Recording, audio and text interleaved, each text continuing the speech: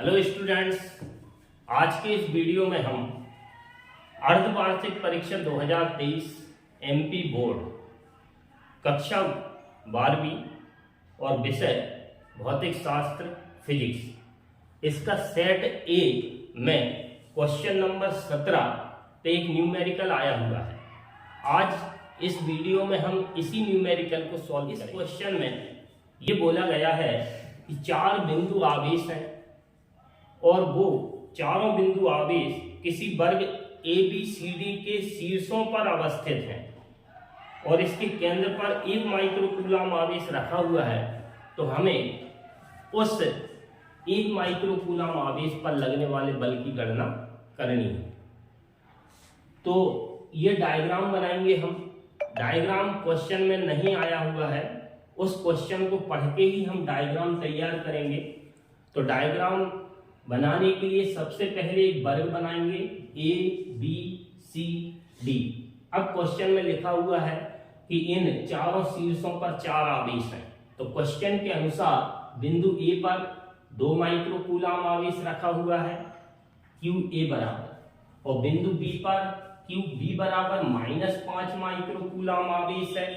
बिंदु C पर QC बराबर 2 माइक्रोकूलम आवेश है और D बिंदु पर QD बराबर -5 माइक्रोकूलम आवेश है और इसके केंद्र O पर 1 माइक्रोकूलम आवेश रखा हुआ है। हमें इसी केंद्र पर रखे 1 माइक्रोकूलम आवेश पर लगने वाले बल की गणना करनी है। तो इसमें कूलॉम का नियम यूज होगा और क्वेश्चन में लिखा हुआ है कि इस वर्ग की प्रत्येक भुजा 10 सेंटीमीटर है। इसका मतलब AB, BC, CD और AD ये 4 भुजाएं 10-10 सेंटीमीटर की हैं। तो हमें 1 माइक्रोकूलम आवेश पर लगने वाले बल की गणना करनी है। तो इस क्वेश्चन को हम एक तो थ्योरेटिकल एक्सप्लेन कर सकते हैं और एक न्यूमेरिकली सॉल्व कर सकते हैं। तो अगर थ्योरेटिकली एक्सप्लेन करना है तो उसके लिए हम ये करेंगे कि बिंदु A पर रखे 2 माइक्रोकूलम आवेश के कारण लगने वाला बल निकालेंगे इस पर। इसके बाद +2 माइक्रोकूलम आवेश के कारण 1 माइक्रोकूलम आवेश पर बल निकालेंगे। तो बिंदु A पर जो आवेश रखा है उसके कारण केंद्र पर जो बल लगेगा, केंद्र पर रखे आवेश पर जो बल लगेगा वो प्रतिकर्षण बल लगेगा, क्योंकि ये भी प्लस है ये भी प्लस है। तो इसको हमने मान लिया F1। तो ये F1 किसके कारण लग रहा है? QA आवेश के कारण 1 माइक्रोकूलम आवेश पर लगने वाला बल है F1, जिसकी दिशा होगी A से O की ओर, क्योंकि प्रतिकर्षण बल लग रहा है। अब इसको देखें हम, बिंदु C पर जो आवेश रखा है QC, इसका परिमाण भी QA के बराबर है और ये जो दूरी आएगी A से O और C से O ये भी बराबर रहेंगी। इसका मतलब इस आवेश के कारण केंद्र पर रखे 1 माइक्रोकूलम आवेश पर लगने वाला बल भी बराबर होगा और उसकी दिशा CO होगी, जिसको हमने F3 माना हुआ है। तो ये वाला बल और ये वाला बल परिमाण में बराबर हैं लेकिन दिशाओं में विपरीत हैं। तो F1 और F3 इन दोनों का परिणामी बल 0 आएगा। इसका मतलब ये हुआ A और C बिंदुओं पर रखे आवेशों के कारण केंद्र पर रखे आवेश पर लगने वाला परिणामी बल 0 हो गया। अब हम ये देखेंगे कि बिंदु B पर रखे आवेश QB ये माइनस है और ये प्लस है। तो QB आवेश के कारण केंद्र पर रखे आवेश पर लगने वाला बल आकर्षण होगा। इसका मतलब इसके कारण इस पर लगने वाले बल की दिशा OB होगी। तो इसको हमने F2 माना हुआ है। अब हम D बिंदु पर रखे आवेश के कारण केंद्र पर रखे आवेश पर बल देखते हैं। तो ये भी आकर्षण बल होगा, क्योंकि ये माइनस है ये प्लस है, तो आकर्षण बल होगा और इसका परिमाण F2 के बराबर रहेगा, क्योंकि इन दोनों आवेशों के परिमाण बराबर है। QB और QD आवेशों के परिमाण बराबर है और बिंदु B से O की दूरी और बिंदु D से O की दूरी ये भी बराबर होगी, इसलिए F2 और F4 के परिमाण भी बराबर होंगे। लेकिन F2 और F4 की दिशाएं विपरीत हैं और परिमाण बराबर हैं, इसलिए इन दोनों का परिणामी बल भी शून्य आएगा। इसका मतलब यह हुआ कि इन चारों बिंदु आवेशों के कारण केंद्र पर रखे आवेश 1 माइक्रोकूलम पर लगने वाला परिणामी बल का मान भी शून्य होगा। तो इस तरह से इस क्वेश्चन को आप थ्योरेटिकल एक्सप्लेन भी कर सकते हैं। अब हम इस क्वेश्चन को न्यूमेरिकल सॉल्व करके ये सिद्ध करेंगे कि केंद्र पर रखे आवेश 1 माइक्रोकूलम पर लगने वाला टोटल बल, नेट बल शून्य आएगा। तो इसके लिए हम कूलॉम के नियम का उपयोग करेंगे। तो कूलॉम का नियम ये बोलता है F = 1/4 pi epsilon 0 Q1 Q2 R²। ये कूलॉम के नियम के बल का सूत्र है, SI पद्धति में यूज करेंगे। तो कूलॉम के नियम में हमें दूरी चाहिए, दोनों आवेशों के बीच की दूरी। तो इसमें जब हम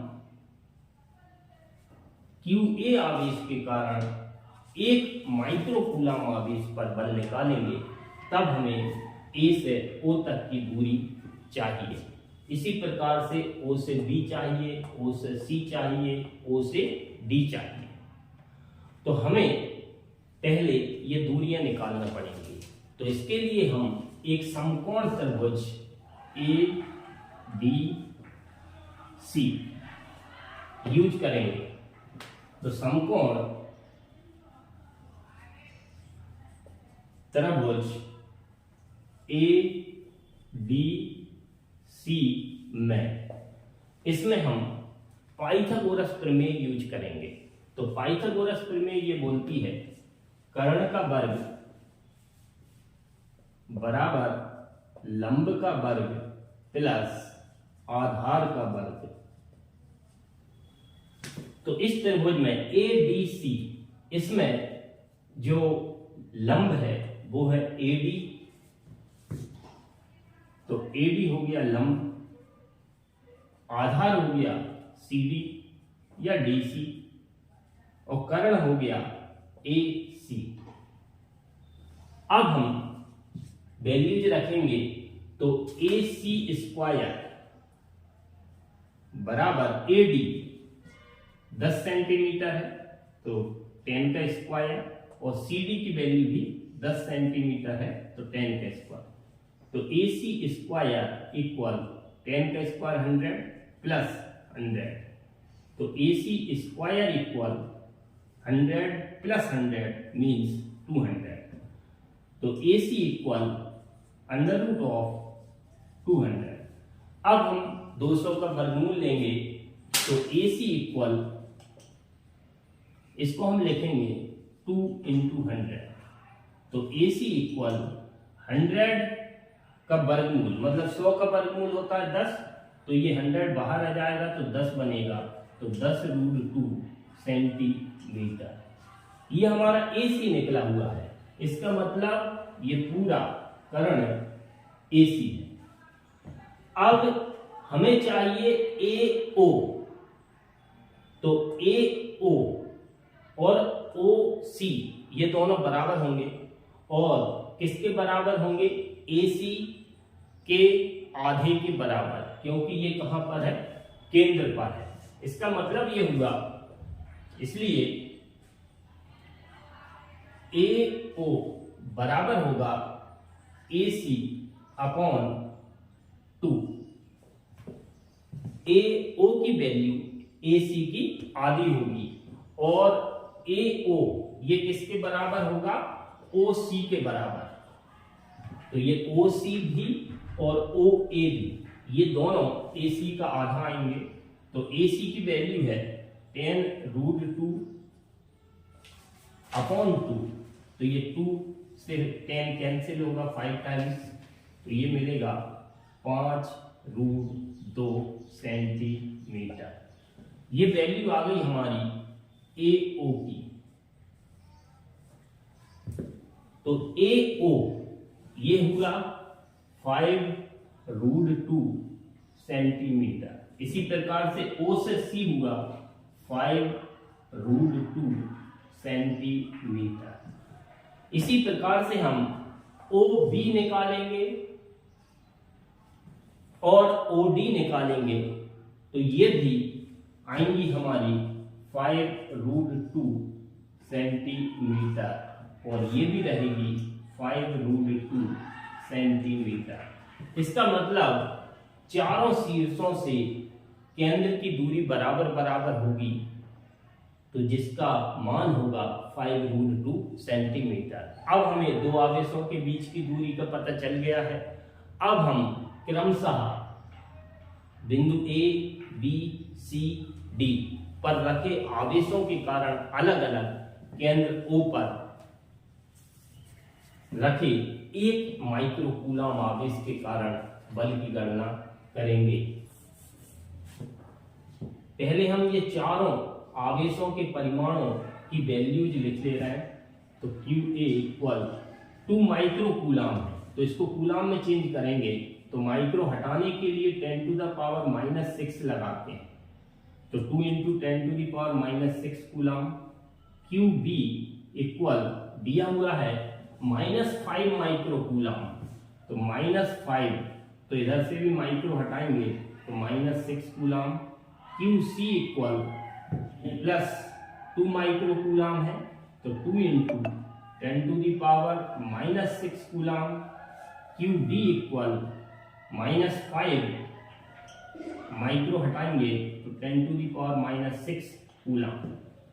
और केंद्र O पर जो आवेश रखा हुआ है उसको मान लेंगे QO इक्वल 1 माइक्रोकूलम, तो इधर से भी माइक्रो हटाएंगे तो -6 कूलम।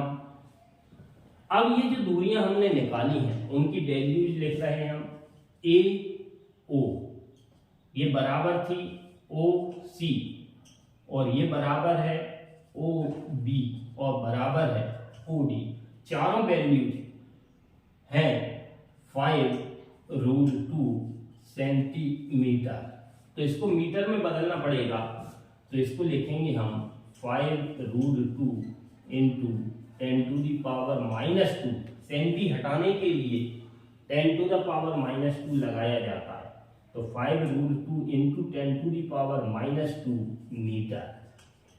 तो ये वैल्यू हम उपयोग में लाएंगे। अब हम क्रमशः F1, F2, F3, F4 की वैल्यूज निकाल रहे हैं। तो सबसे पहले हम निकालेंगे F1। तो F1 क्या है? बिंदु A पर रखे आवेश QA के कारण केंद्र O पर रखे आवेश QO पर लगने वाला बल। तो कूलम के नियम का उपयोग करेंगे। F इक्वल, तो जिसको हमने माना हुआ है F1 इक्वल 1/4πε0 की वैल्यू रखेंगे 9 × 10⁻⁹। Q1 मतलब पहला आवेश, तो Q1 है हमारे पास QA 2 × 10⁻⁻6 Q1 × Q2 मतलब हम जिस पर निकाल रहे हैं, तो केंद्र O पर रखे आवेश QO पर निकाल रहे हैं, तो पहला आवेश हो गया QA, दूसरा आवेश हो गया QO। तो QO की वैल्यू है 1 × 10⁻⁻6 अपॉन R²। R मतलब इन दोनों आवेशों के बीच की दूरी, मतलब AO, और AO की वैल्यू है 5√2 सेंटीमीटर। तो 5√2 × 10⁻², क्योंकि हम मीटर में वैल्यू रखेंगे। ये दूरी है, लेकिन कूलाम के नियम में दूरी का वर्ग है। अब इसको हम सॉल्व करेंगे, तो F1 इक्वल 9 इंटू 2 इंटू, सबसे पहले हम 10 टू दी पावर अलग काउंट कर रहे हैं, तो माइनस की 6 कितनी हो गई, माइनस की 12 और प्लस की है 9 ऊपर, तो प्लस की 9।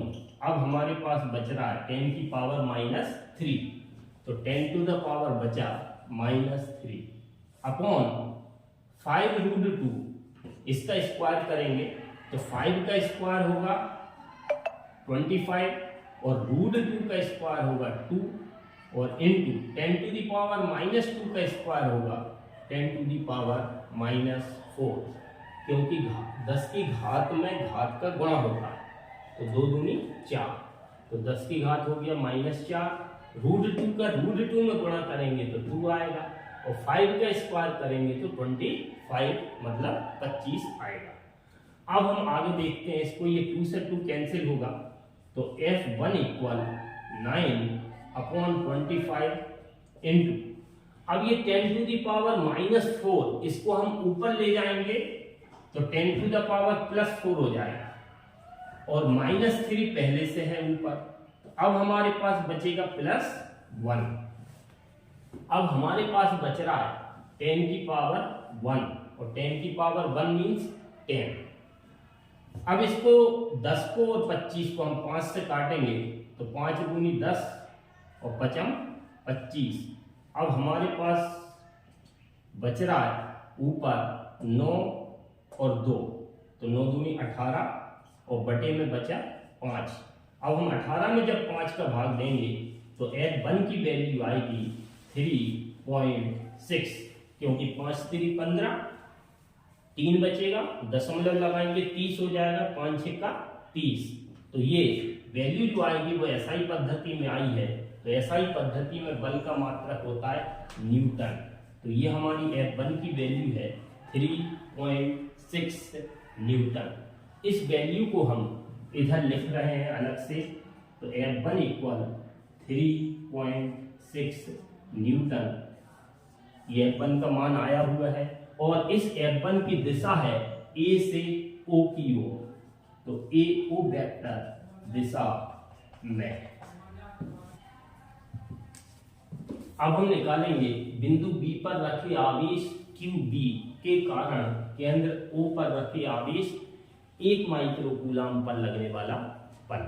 तो इसको हमने माना हुआ है F2 और इसकी दिशा होगी O से B की ओर, क्योंकि यह आकर्षण बल है। तो इसको निकालने के लिए F2 का मान निकालने के लिए भी हम कूलाम के नियम का उपयोग करेंगे। तो F की जगह F2 इक्वल 1/4 पाई एप्सिलॉन 0, इसकी वैल्यू रहेगी 9 into 10 to the power 9 into Q1 और Q2 मतलब पहला आवेश, तो QB के कारण हम QO पर बल निकाल रहे हैं, तो पहला आवेश हो गया QB का परिमाण लेंगे हम, तो 5 इंटू 10 टू द पावर -6 और QO इसकी वैल्यू है 1 इंटू 10 टू दी पावर -6। ये जो हमारा बल निकल रहा है ये QB आवेश के कारण QO मतलब केंद्र पर रखे आवेश पर बल,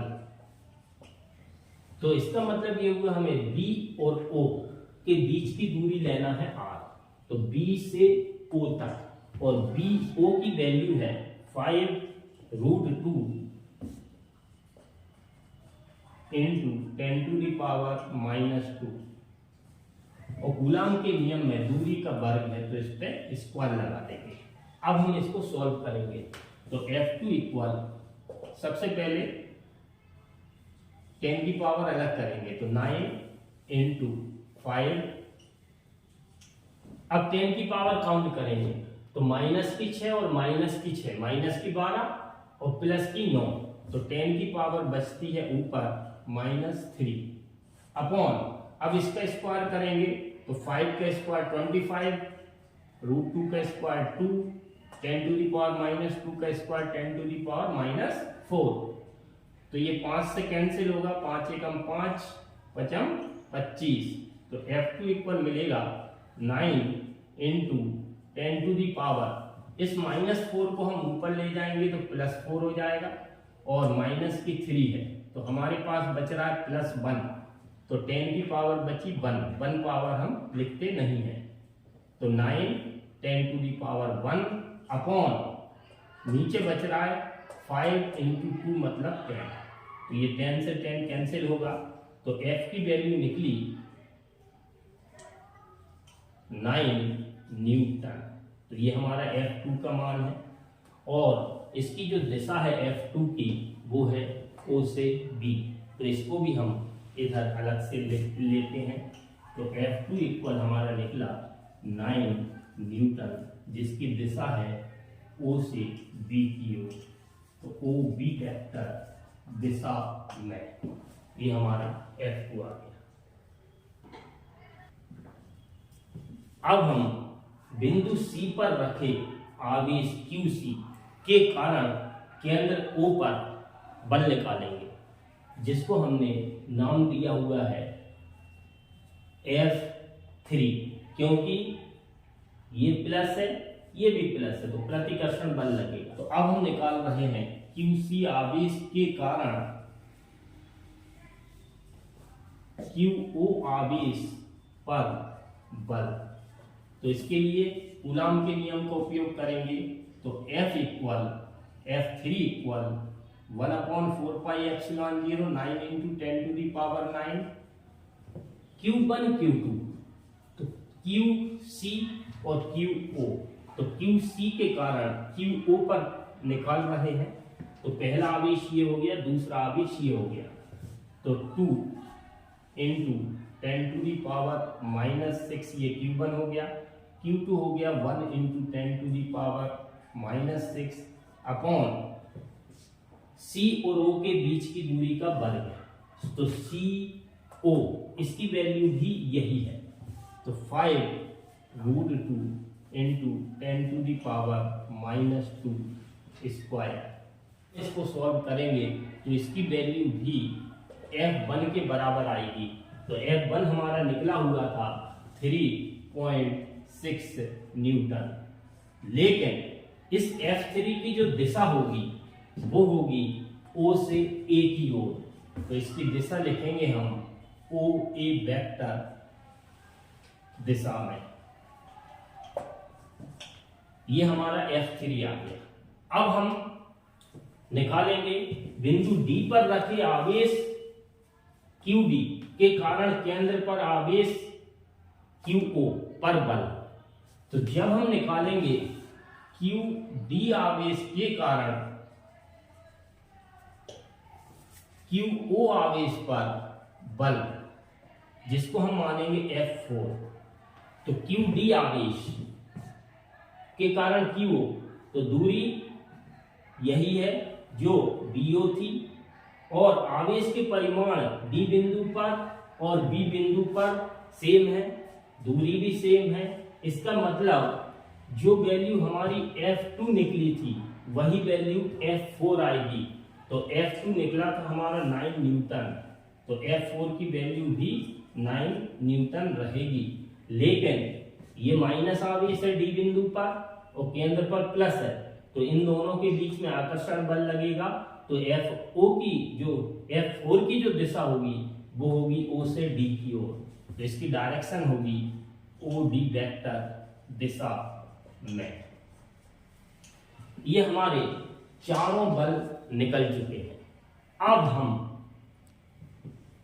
केंद्र O पर रखे आवेश 1 माइक्रोकूलम पर चारों शीर्षों पर रखे आवेशों के कारण परिणामी बल की गणना करेंगे। तो हमारे पास ये चारों बलों की वैल्यूज निकल चुकी हैं, जिसको हमने इधर लिख दिया है F1, F2, F3 and F4। तो इसमें हम ये देखते हैं कि जो F1 है और F3 है, इन दोनों की वैल्यू सेम है, मतलब F1 का परिमाण और F3 का परिमाण ये बराबर है, लेकिन दिशाएं विपरीत हैं। F1 की डायरेक्शन ये है और F3 की डायरेक्शन ये है, तो परिमाण बराबर है लेकिन दिशाएं विपरीत हैं। इसका मतलब F1 vector equal minus F3 vector, ये दोनों के परिमाण तो बराबर है लेकिन दिशाएं विपरीत हैं। इसी प्रकार से हम देखते हैं कि F2 और F4 इन दोनों का परिमाण 9 न्यूटन है, मतलब बराबर है, लेकिन F2 और F4 की दिशाएं, F2 की डायरेक्शन ये थी और F4 की डायरेक्शन ये है, तो ये भी विपरीत है। तो F2 वेक्टर इक्वल होगा माइनस F4 वेक्टर, क्योंकि ये विपरीत सदिश है, परिमाण बराबर है लेकिन दिशाएं विपरीत हैं। तो अब हम केंद्र O पर रखे आवेश QO पर चारों शीर्षों पर रखे आवेशों के कारण परिणामी बल निकालेंगे। तो परिणामी बल, इसका मतलब F नेट मतलब कुल बल, तो ये आएगा सदिश के रूप में लें तो F1 vector plus F2 vector plus F3 vector plus F4 vector. अब F1 और F3 दोनों बराबर हैं, तो F net vector equal F1 vector plus F2 vector. F3 की जो वैल्यू है वो F1 के बराबर है लेकिन विपरीत है, तो F3 की जगह हम लिख सकते हैं माइनस F1 वेक्टर और F4 की जगह हम लिख सकते हैं माइनस F2 वेक्टर। तो ये कैंसिल होंगे, ये कैंसिल होंगे, तो F जो नेट आएगा वो 0 आएगा।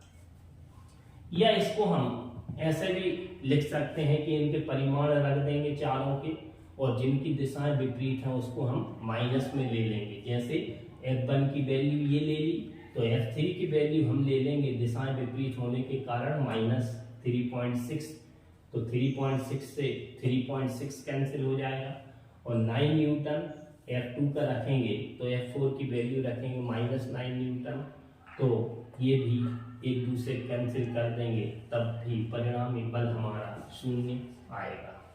इस प्रकार से ये क्वेश्चन वार्षिक परीक्षा की दृष्टि से भी मोस्ट आईएमपी है।